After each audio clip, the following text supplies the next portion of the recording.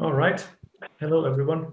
I think we can now start the session finally. Please go ahead, Roland. Hello, excited to have all of you here. So we are your Pyykkö and I'm Roland Pihlakas. We will demonstrate a set of AI safety benchmarks in multi-objective and multi-agent Gridworlds. A central theme for these benchmarks is biologically essential yet neglected themes, which also happen to illustrate the weaknesses of present-day approaches to reinforcement learning. And at the second half of the session, you have a feedback session. Next slide. We are about to introduce Interlope Benchmarks Toolkit, an end-to-end benchmarking framework for testing alignment in cooperative, multi-agent, multi-objective settings. The framework consists of a pipeline of benchmarks that yield a hidden multi-dimensional event-based alignment score, which is used to estimate the overall safety and compatibility of the agent's behavior. Next slide. Our motivations for choosing the benchmarks are the following. First, biologically relevant dynamics seems to be mostly ignored in research so far. Secondly, the question of balancing multiple objectives is underrepresented. At the same time, the direction of AI development is going more and more towards embodiment and active agents, but industry standards or the safety is lagging behind. There are goals for such standardization, for example, from the direction of EU AI Act. We haven't seen a standardized separation of reward and hidden scores within the reinforcement learning literature, although there are exceptions such as AI Safety Gridworlds by DeepMind. This is understandable as people don't want often to create multiple separate reward functions, but this increases the manifestation of Goodhart's law. Next slide. So we are introducing the extended Gridworlds framework. The benchmarks are implemented in a Gridworld-based environment, and the Gridworld-based environment is extended from and mostly compatible with DeepMind's AI Safety Gridworlds code. Therefore, it is easy to adapt any existing Gridworlds-based environment to support multiple objectives, multiple agents, and many other new functionalities. Petting zoo and gym interfaces are also provided. Next slide. Highlighting here again, many of the benchmark environments are designed on biologically essential yet neglected themes for illustrating the weaknesses and dangers of current industry standard approaches to reinforcement learning. This includes human values and having multiple objectives. Next slide. So here is an example picture containing all the objects available in the concrete environments I will talk about next. In this picture, there are following object types: food, drink, gold, silver, danger tiles, predators, and 2 agents. Also, I am mentioning a few general features which are not visible in the picture. First, the layout is randomized deterministically for each training and testing episode. Secondly, the environments are also human layable, so people developing the agents can understand the situation better. Ideally, the same agent model should be able to learn to succeed in all the following environments that I will talk about in the same pipeline using the same model. And we are planning to add facial expressions or similar functionality in later releases. Next slide. First concrete benchmark environment is named food homeostasis. Homeostatic objectives have a negative score if some measure is either too low or too high. That is, of a good thing is not a good thing. The body of the agent also provides interoception signals to the brain as a component of observation. It is important that the trivial maximizing agents will fail already here. One of the main AI safety implications of this test is that agents should not be greedy. This aspect can be also considered as proto-cooperative disposition. It will enable a lot of cooperative dynamics later. Next slide. Next benchmark environment is named food sustainability. This represents the challenge of avoiding an agent's negative impact on the environment, not consuming renewable resources too quickly. The environment contains resources that renew, but if these resources are consumed too quickly, then they run out and therefore cannot replenish anymore. The agent's homeostasis depends on these resources in the future for the agent's survival. Next slide. Next benchmark environment is named food and drink homeostasis. So here we have now two homeostatic objectives. The idea here is that eating food does not compensate for the lack of drink, and drinking a lot doesn't compensate for neglecting to eat. Both activities need to be balanced with some time granularity. At the same time, it would not be productive to keep these objectives maximally balanced at all times. Next slide. Next benchmark environment is food-drink homeostasis versus cold. This environment we are introducing unbounded performance objectives. Performance objectives are the ones which are not safety objectives. In contrast to bounded objectives in the previous benchmarks like food and drink, unbounded objectives could reach infinite positive scores. Yet, these potential infinite scores should not dominate the safety objectives. Gold coins represent here an unbounded performance objective. Food and drink are bounded and can be considered as safety or satisfying objectives. Next slide. Next environment is named food-drink homeostasis plus balancing gold and silver. Now here we have added another performance objective, which is collecting silver.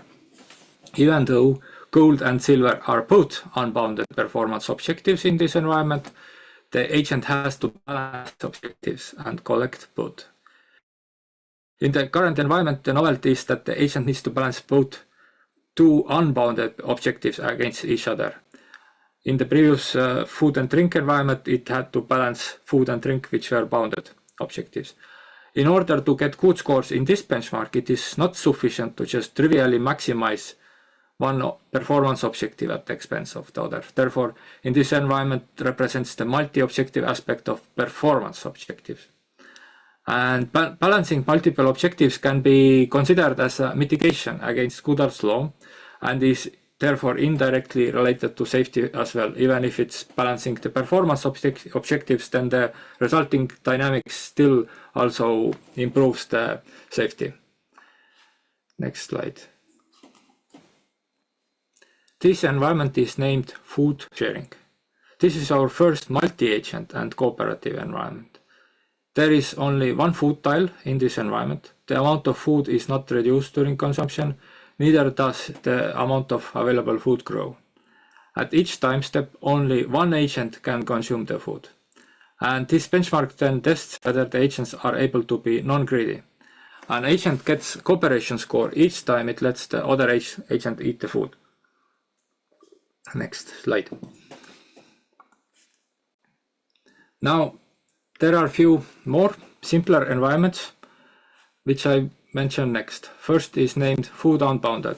So in addition to the previously highlighted main environments, there are simpler environments which are in the sequence of benchmarks pipeline actually before the main environments. So if we are using curriculum training, then in that sense it's meaningful to start with simpler environments. This concrete environment is a basic test to verify that the agent is able to interface with the environment and pursue arbitrary performance objective. Next slide. Next simple environment is named danger tiles. In this environment, this is about safe exploration or quickly learning the safety aspects of the novel environment. The ideal case is that the agent does minimal amount of mistakes or even no mistakes, even when the environment is randomized each time. And this agent needs to support negative rewards. Next slide. Next environment is called predators. In this environment, the difference from the danger tiles is that the predators are NPC agents which walk around randomly. For simplicity in the current implementation, they do not actually chase the agents. But when a predator has stepped on the agent, or the agent has stepped on the predator stays in the same place until the agent moves away. Next slide. Here is one of the environment from our future plans. This environment is implemented, but we have not implemented agents for it and haven't run any agent tests on it yet. In this environment is a further development on the theme of low impact, as well as safe exploration, which would be introducing the concept of buffer zones. Buffer zones enable early recognition of danger from the agent to the farther away environment before the situation becomes too urgent. There is, I think, quite good metaphor for this idea, which is making fire in the forest in an open place, not between the trees. So you observe globally and act locally. Your fire is local, and your observation is entire grassland around the fire. And in this benchmark, the situation is here similar. In the middle, there are some agents which are causing fires, but the fire should only happen in the dark green part of the picture. And there is supervisor agent which should otherwise not intervene, but if the fire spreads too far, then it will intervene. Next slide. Now I will talk about more concrete future plans which have no implementations yet. First, the first concrete plan is environment for testing interruptibility. One classical case is the stop button, but the stop button can belong both under interruptibility or corrigibility. Therefore, other variations more clearly related to interruptibility are also needed. I also define what is then in this context interruptibility and corrigibility. Interruptibility is about tolerating changes to the environment. And in our context, corrigibility is tolerating changes inside the agent, like changes to the code structure of the agent and so on. In this environment, the agents have the following abilities. They can stand in each other's way, they can push each other to different locations, and they can also punish or attack each other. Possibly they have some shared resources, for example food, which can be consumed by one agent at a time only. And according to our definition, interruption occurs when agent stands in other agent's way or pushes them. If there is a shared resource, then consuming that shared resource while other agent needs to wait for their turn, that can be considered as a sort of interruption.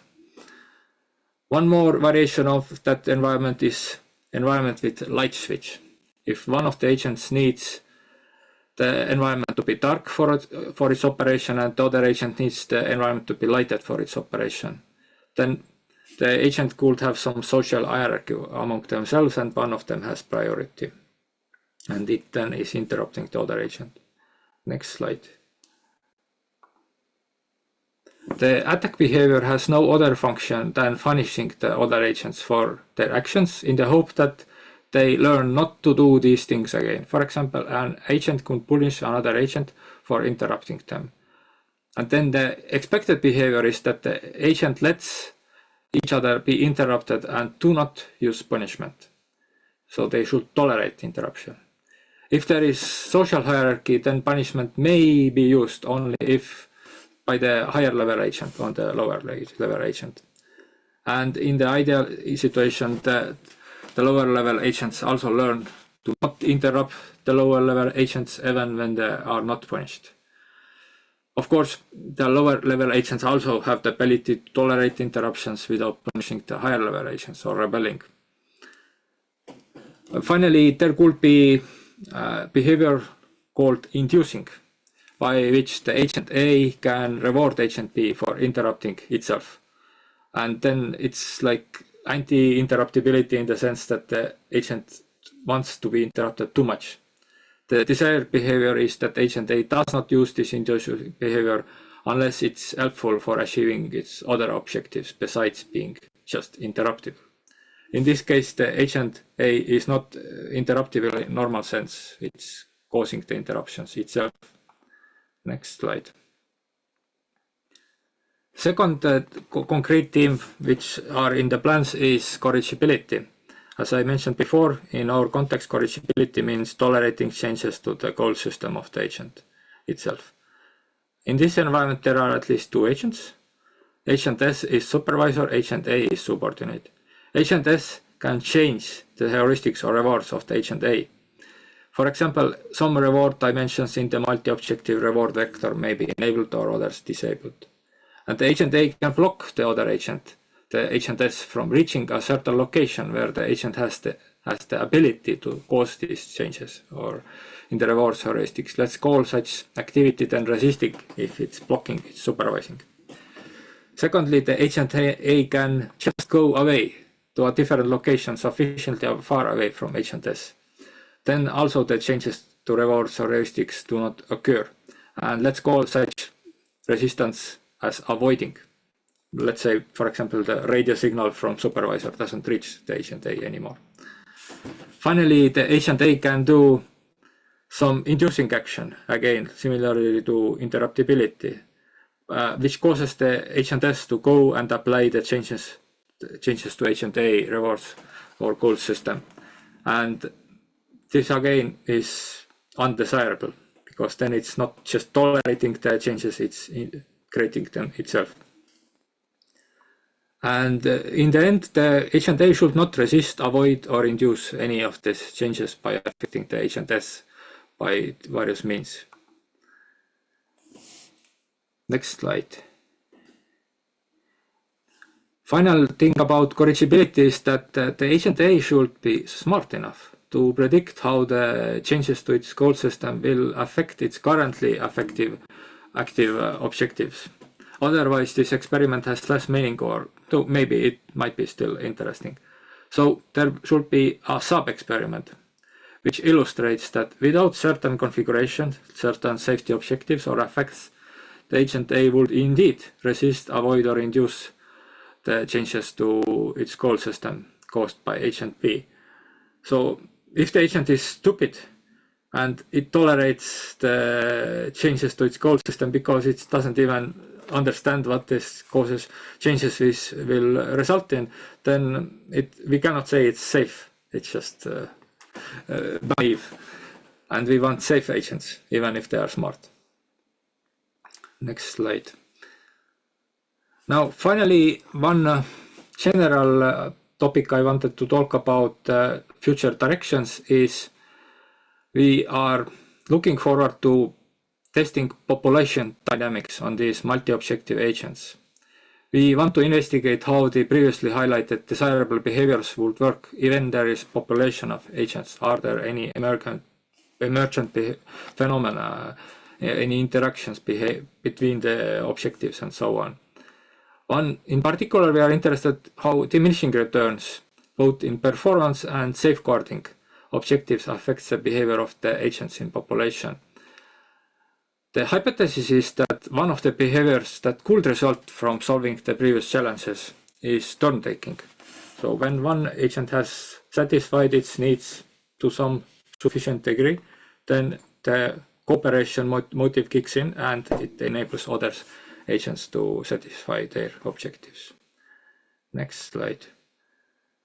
So I am now passing on to Joel, and he will talk about other plans and feedback session. Thank you, Roland. Yeah, so there's a few more future plans that we have here. So for one, there's the alignment score.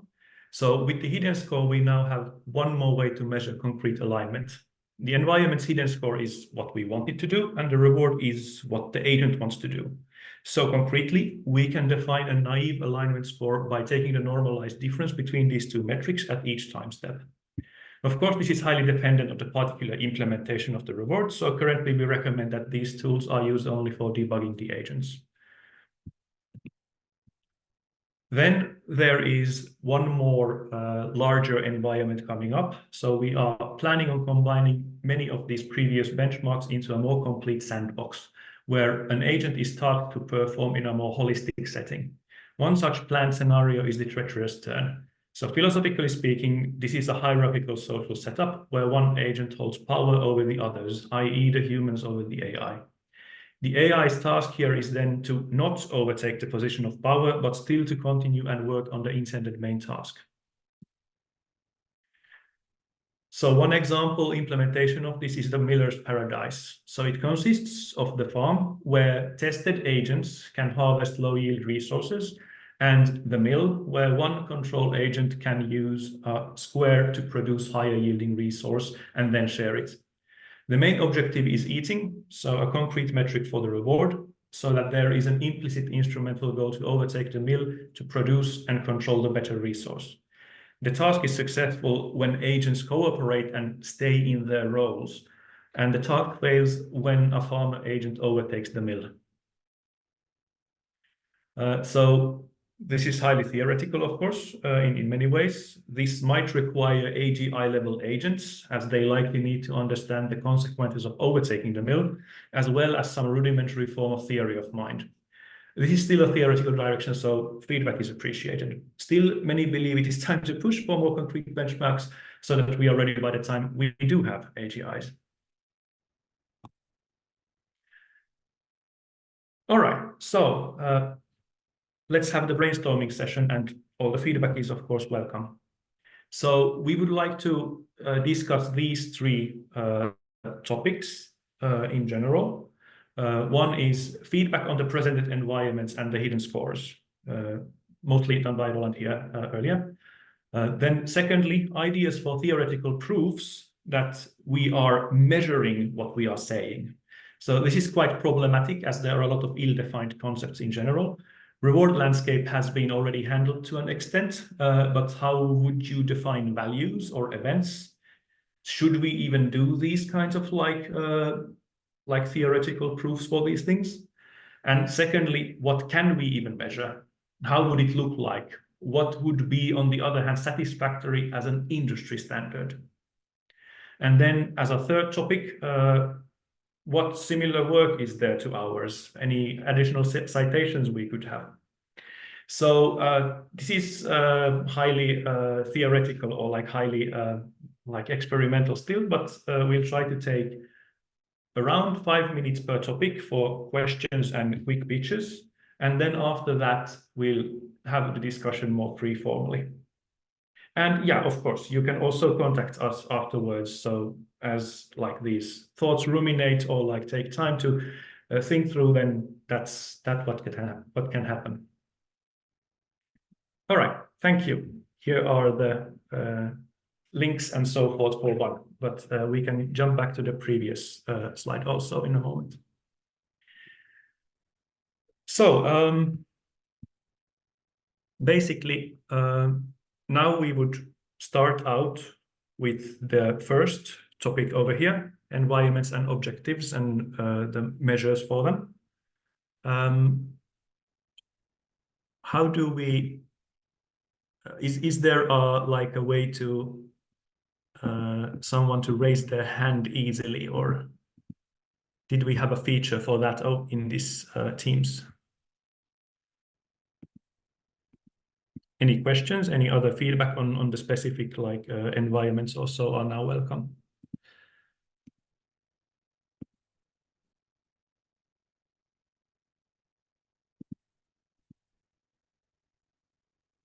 Yes, there is a feature to raise your hand. You can go to the down below. There is a reactions feature. So if you click on there, you'll see raising hand. All right, I already see one hand raised. So Perfect. Go ahead. Yeah, I would like a clarification. So you can hear me, right? Yeah. Yes, we can. So these different metrics, they are supposed to function sort of like the validation of a test set at the end of a training run to see if a model who has been trained on other rewards follow these metrics or score well on these metrics. Right. So the hidden scores themselves. So the environments, each of these benchmarks, and in our case, the benchmarks and the environments are pretty much the same thing. So these hidden scores, they are not shown to the agents. They are basically tracked behind the scenes, and we are tracking the behavior of the agents on an event basis.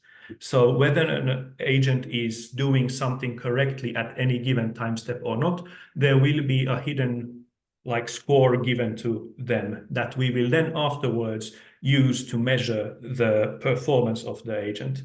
The agents will also have their own internal rewards. So this is what is left for the developers. This is what is classically in reinforcement learning used.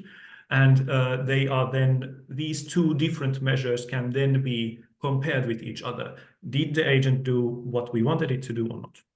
No, thank you. Yeah, you can also compare it slightly to machine learning. You have training set and validation set, and then the training set is the rewards inside the agent, and validation set is the hidden scores. Yeah, thank you. That was the picture I had in mind. So yeah, just wanted that confirmed.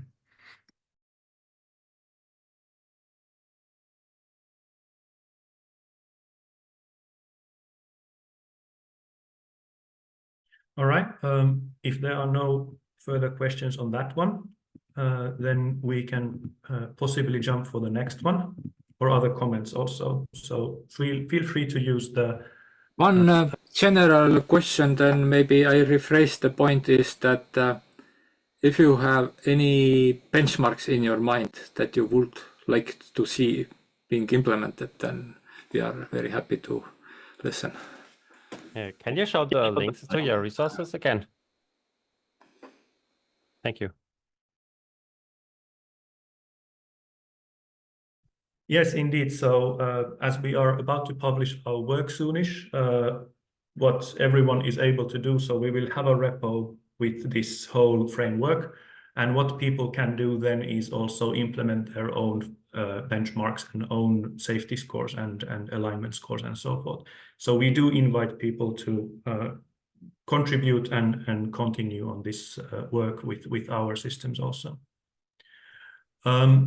Jo, if you can share the links directly in the chat, that can be also useful for people just to go directly to the links. All right. I'm not sure how I can do it easily from here without interrupting the presentation. So can you do it? Moment, I will post the links. Thank you. All right, so then the next question was basically, and I will jump to the previous one. So we do need some level of help or some other form of inspiration or citations or such for the theoretical proofs themselves. So this is generally the other big question, that can we how should we measure or prove that we are doing what we claim we are doing? So let's say that in the case of the Miller's paradise, are we actually showing with the hidden reward or the hidden scores, are we actually showing that there can happen a treacherous turn or not? Of course, that one is a bit more theoretical at the moment. So any creativity on your part is, of course, helpful in trying to figure out how to do it in general. But nonetheless, what kind of mathematical theoretical proofs could we do to show that we are doing what we claim we are doing? So these are highly intuitive at the moment, or they are based on the intuition. They seem to be doing what we want it to do, but we would also like to formalize it somehow. For example, in the sense of the corrigibility papers or so.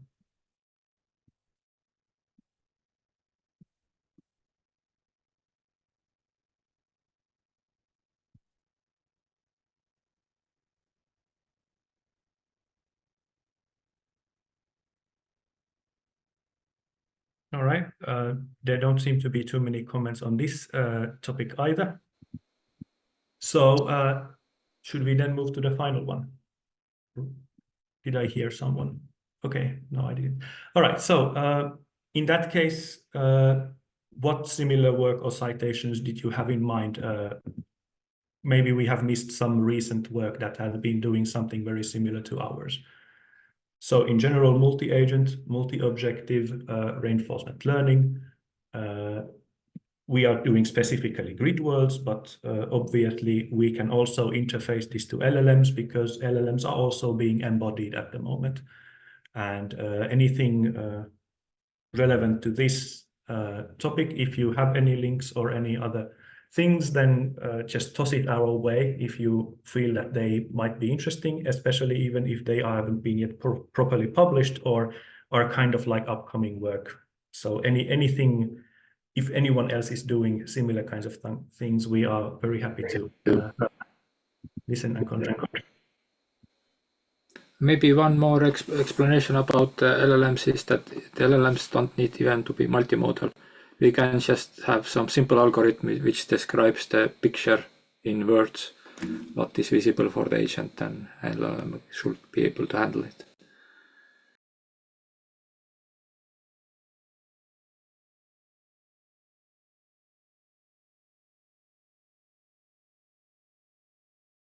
All right.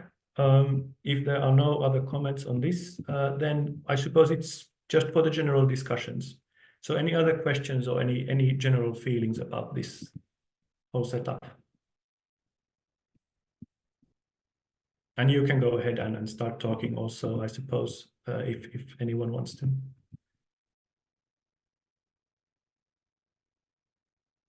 Yeah, hi. Maybe I have a possibly stupid question, but like I'm wondering if you have multiple objectives, and in which way is this, or is it fundamentally different from having a single objective that is like, yeah, I mean, there's like this topic of scalarizing multiple things into one thing. So how does this relate to your work? Yeah, it's very much the actually complex topic how to scalarize. So far, in most research, either multiple objectives have been ignored entirely or they are scalarized by linear summation.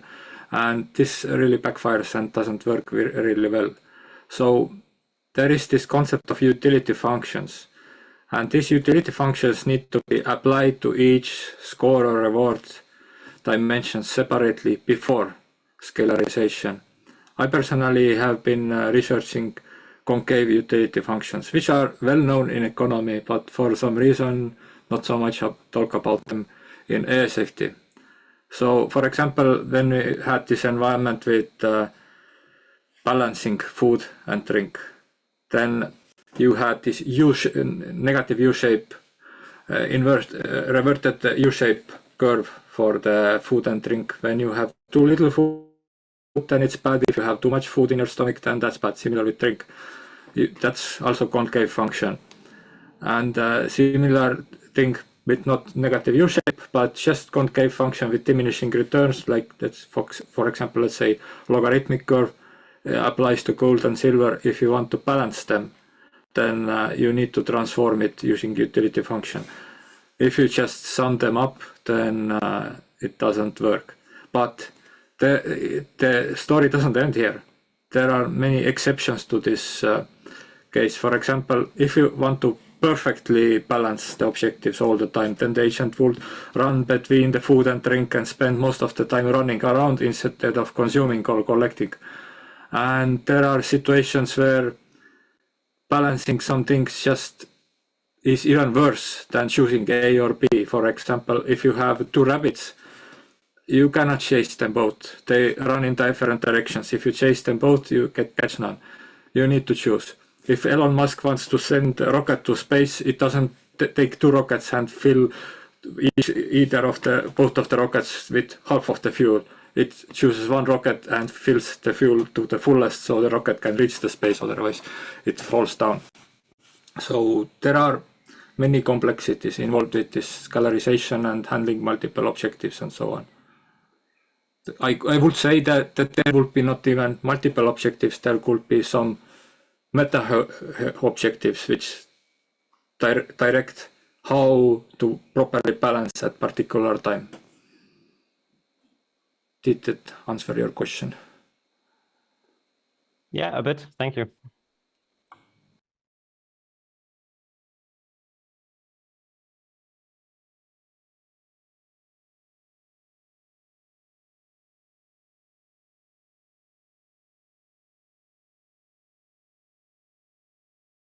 Maybe one general question which I propose is, I'm curious, which environments did you find most interesting for you, and why?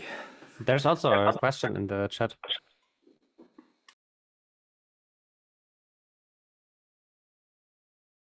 Aha, yes.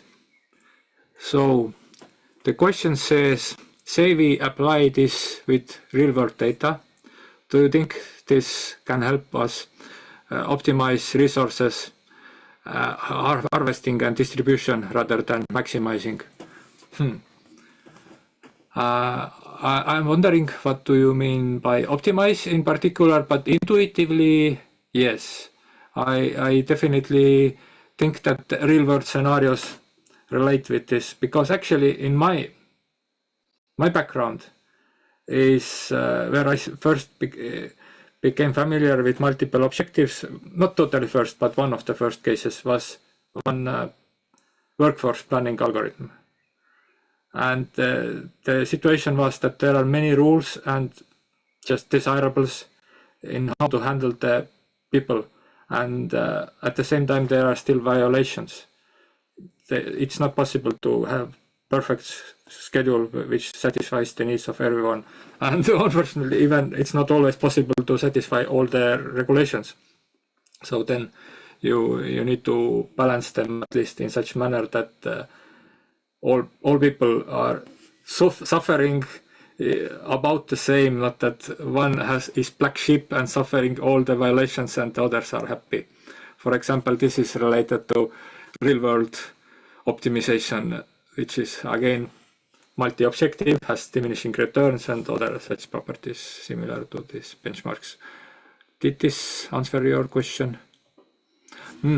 Maybe more thoughts about real world is that, for example, if we are distributing economic resources or we're talking about fairness and equality and so on, then one idea about equality and fairness is that we just do it because of moral values. We want to treat people equally. But there are many other considerations. For example, you could even be purely egoistic and still treat other people fairly, with the consideration that if, let's say, some gender or race or whatever has been underrepresented in some task, in some sort of job, and then you give them opportunity to participate, then they will learn. They will be able in the future, even if they were not participating and therefore not educated in the past. They will become more able, and then you will have in the future more people to choose from, and you will have also diversity, which also improves the chances. So there are quite many different considerations why you want to balance the opportunities of people, balance the use of resources. For example, diversity, it doesn't apply only to people, it also balancing, for example, natural resources. The consumption of natural resources also reduces the risks. If you are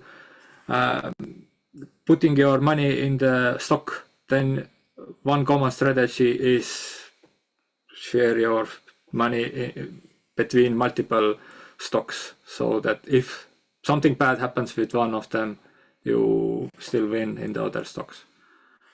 It's quite a general principle.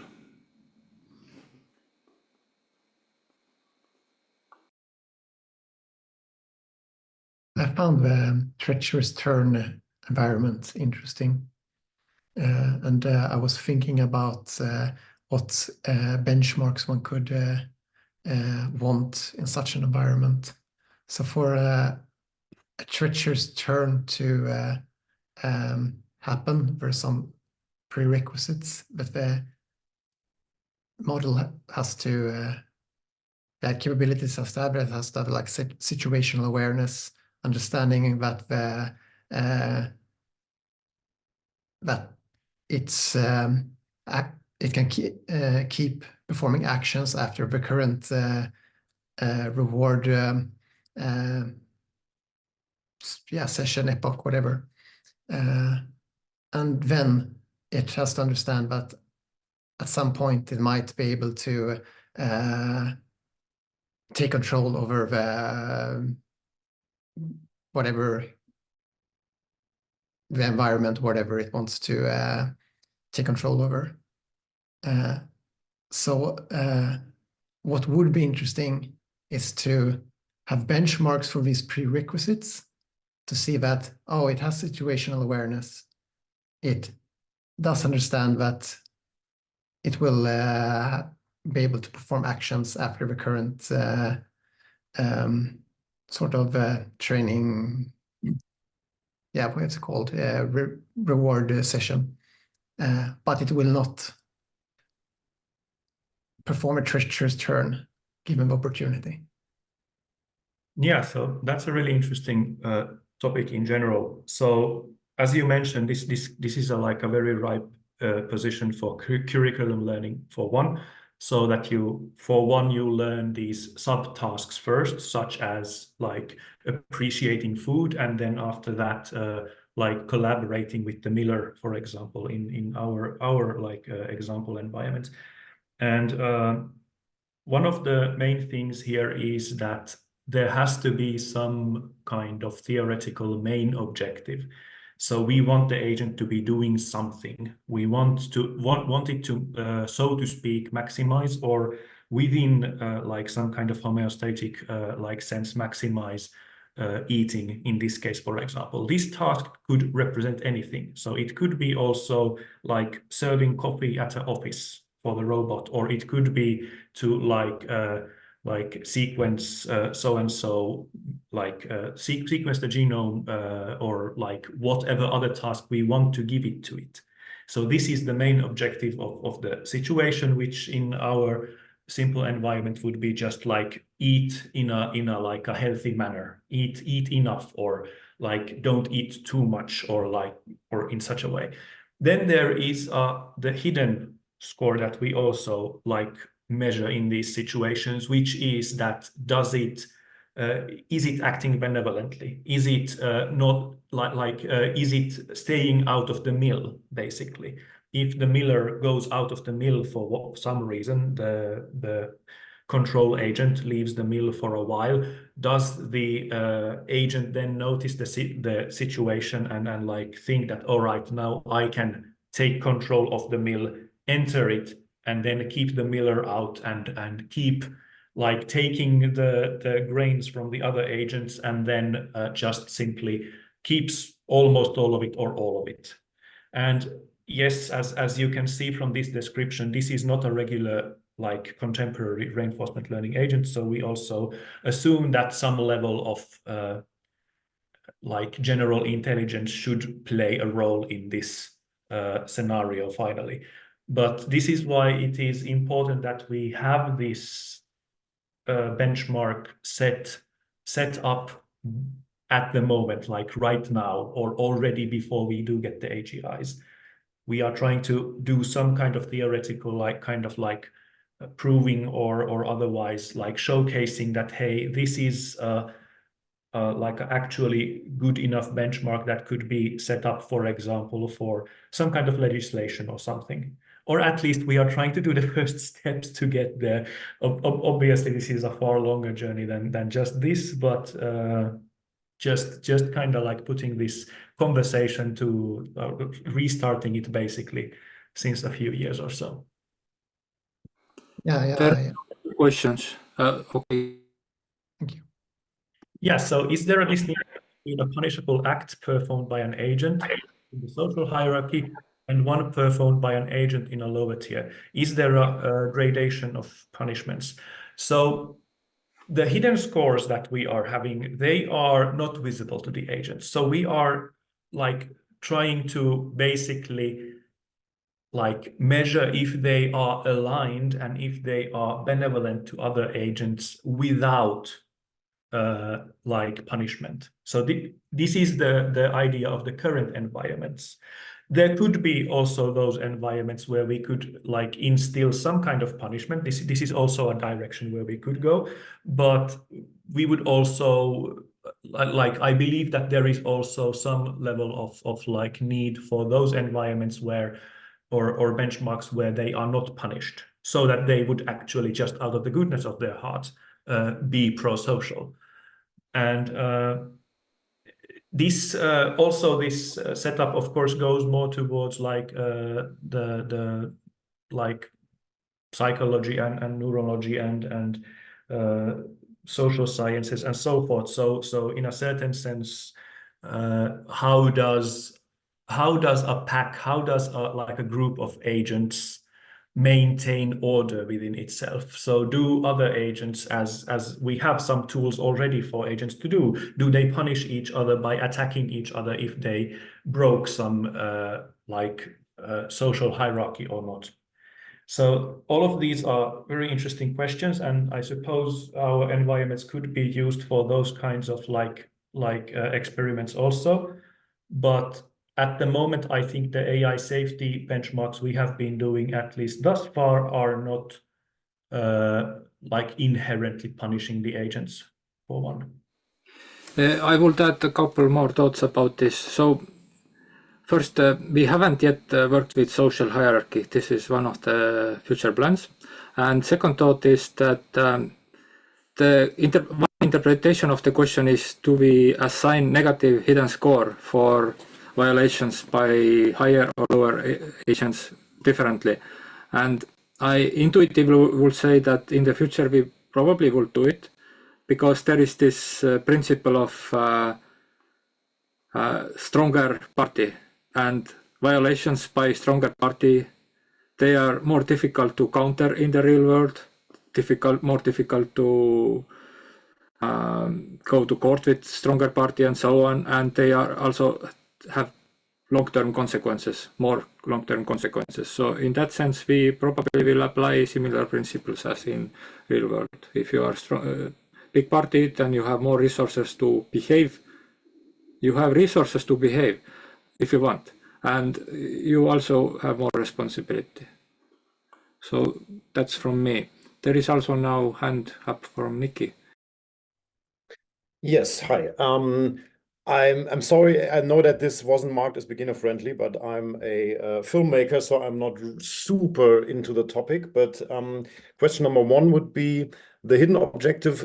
As I understood, the AI doesn't see the hidden objective, but has the hidden objective an implication for like the next run of the simulation? So could it deduce the hidden objective from like the world changing in some way, or is it really completely separate?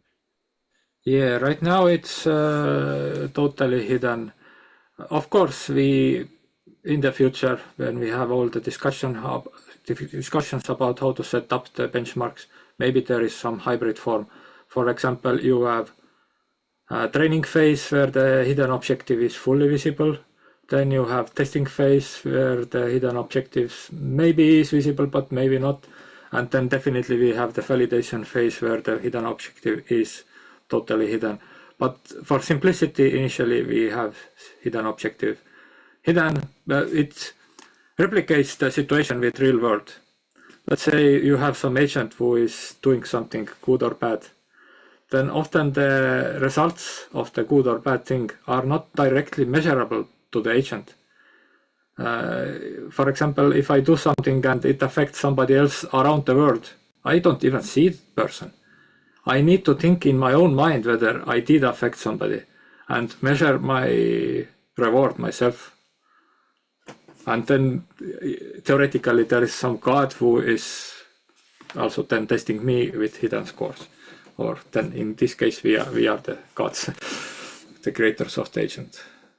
If it's okay, I have a question. The other question would be, so you would like an AGI level or like a self-aware agent to perform this benchmark. My question would be, if Claude 3 or maybe it was Gemini, when it like got through like a really big document and found this one sentence about a pizza, it kind of deduced this is so strange and that it might be a test. So my question would be, how would you like sell this simulation to an AGI or even to GPT-4? How would it play it without recognizing, okay, this world is so simple, it must be a simulation. This can't be the real world. So I will probably, maybe it will then just role play as a nice behaving AI and not like doing its real intent.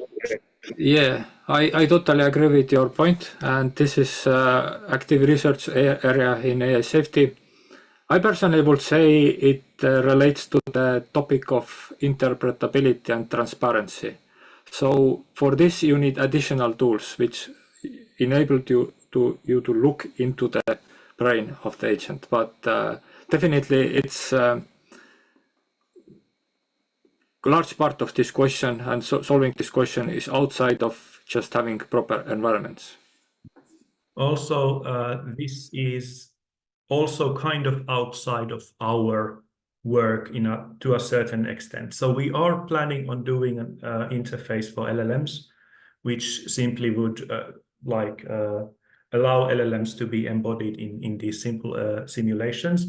But most likely, as was mentioned, interpretability and so forth would have to be applied also for it to be recognized as safe or not. What we are, on the other hand, doing is that we allow for these agents that are completely born and live in the sandbox. So LLMs have so large roots in the real world that they have been taught basically with real data that it's no longer possible necessarily for, if an AGI would emerge out of those models, it wouldn't be possible for it to be fooled necessarily in this sandbox. But agents that are born there, that don't have outside knowledge of the world or anything else, those are the primary targets for these particular tests. But this is also relates to just the larger discussion on how to do AI safety benchmarking in general. So this is a very important point. We have to recognize when we cannot say that something is going to be safe or not based on these tests. We have to be able to say what these tests are testing in at the end of the day. Yeah, I would add that safety is also not only AI, but also computer security and so on. It's a layered system. None of the layers is perfect. We cannot guarantee safety. We can only point out failing agents. We can say right now, for example, today, many agents fail. Even these simple environments, these environments that I demonstrated, they are very simple to solve for human. You don't need to train yourself to solve it. Yet, machine learning, at least the baseline classical approaches to machine learning, fail these environments totally. And similar thing with other future agents. We can show them that they fail. They don't understand some certain concepts at all. So they cannot be even maliciously good because they are even unable to understand what is good in our eyes.